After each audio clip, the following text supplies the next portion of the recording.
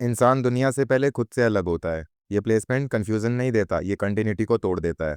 ज़्यादातर लोगों की आइडेंटिटी एक्सपीरियंस से बनती है। केतु लग्न वाले की आइडेंटिटी एक्सपीरियंस के बाद भी स्टेबल नहीं होती। उनके साथ अजीब पैटर्न होता है, वो कुछ अचीव करते हैं, फिर उस अचीवमेंट से इमोशनल कनेक्शन खत्म हो जाता है। जैसे अंदर से कोई बोल रहा हो, ये भी मैं नहीं हूँ। इसलिए केतु फर्स्ट वाले लोग सक्सेस के बाद भी खुश नहीं रहते और फेलियर के बाद भी टूटते नहीं हैं, क्योंकि दोनों चीज़ों से उनका ईगो प्रॉपर्ली अटैच नहीं होता। सबसे डेंजरस चीज़ क्या है? उन्हें लोग समझ लेते हैं स्ट्रॉन्ग, पर असल में वो डिसोशिएटेड होते हैं। डिसोशिएशन मतलब इमोशन फील हो रहा है, पर आइडेंटिटी उस इमोशन को क्लेम नहीं करती। इसलिए उनकी आंखों में कभी-कभी ब्लैकनेस दिखती है। बचपन में अक्सर इनको या तो इग्नोर किया गया होता है, या तो इनकी इंडिविजुअलिटी को समझा नहीं गया होता। इसलिए वो एक इनविजिबल सर्वाइवल मोड डेवलप कर लेते हैं।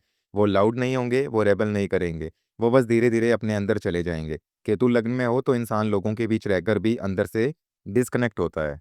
इनकी सबसे बड़ी प्रॉब्लम लोनलीनेस नहीं होती, इनकी सबसे बड़ी प्रॉब्लम होती है आइडेंटिटी डिफ्यूज़न है। उन्हें लगता है मैं हर जगह फिट हो सकता हूँ, पर सच वो कहीं फुली फिट नहीं होते। रिलेशनशिप में उनका पैटर्न डेंजरस होता है, वो पार्टनर को स्पेस देते-देते खुद इरेज़ हो जाते हैं, या फिर एक दिन बिना एक्सप्लेनेशन के इमोशनली विथड्रॉ हो जाते हैं। क्योंकि जब सेल्फ क्लियर नहीं होता, तो बाउंड्री क्लियर नहीं होता। केतु फर्स्ट हाउस का सबसे बड़ा हिडन ट्रुथ है सेल्फ सैबोटेज विदाउट अवेयरनेस। वो अपॉर्च्युनिटीज़ छोड़ देते हैं, वो अपनी ग्रोथ डिले करते हैं और बाद में रीज़न भी नहीं समझ पाते, क्योंकि अंदर एक कार्मिक मेमोरी होती है, विजिबिलिटी सेफ नहीं है। Past life over exposure, power misuse या ईगो डोमिनेंस का रेज़िड्यू हो सकता है। इस जन्म में सिस्टम रीसेट है, इसलिए उनका फेस या बॉडी लैंग्वेज भी न्यूट्रल होता है। एक्सट्रीम एक्सप्रेशन कम होता है। केतु लग्न वाले लोग क्राउड में भी अननोटिस्ड रह सकते हैं, चाहे उनके पास टैलेंट हो या नहीं। उन्हें लीडरशिप मिल सकती है, पर वो लीडरशिप उन्हें हैवी लगती है, क्योंकि आइडेंटिटी का वेट उनके लिए कंफर्टेबल होता है। सबसे deep truth, Ketu first house वाले लोग कभी फुली श्योर नहीं होते कि उनकी पर्सनैलिटी असली है या सर्वाइवल अडेप्टेशन। और ये प्लेसमेंट स्पिरिचुअल तब बनाता है जब इंसान अपनी एम्प्टीनेस से भागना बंद करे, जब वो एक्सेप्ट करे हाँ मेरा ईगो स्टेबल नहीं है, तब क्लैरिटी आती है।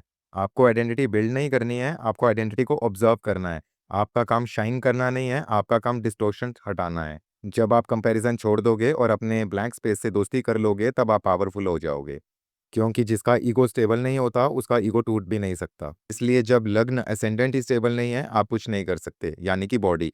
इसलिए हर लगन के हिसाब से रिजल्ट्स अलग होते हैं, और इस पैटर्न को तोड़ना इतना आसान नहीं होता। तो जो इस पैटर्न को तोड़ना चाहता है, डायरेक्ट मैसेज कर सकता है। अगर इस इन्फॉर्मेशन से आपने रिलेट किया हो, तो फॉलो ज़रूर करें केतु की आगे की सीरीज़ के लिए। क्योंकि लगन में बैठा केतु सिर्फ लगन को नहीं, बाकी घरों को भी अफेक्ट करता है, या वो कहीं भी बैठा हो।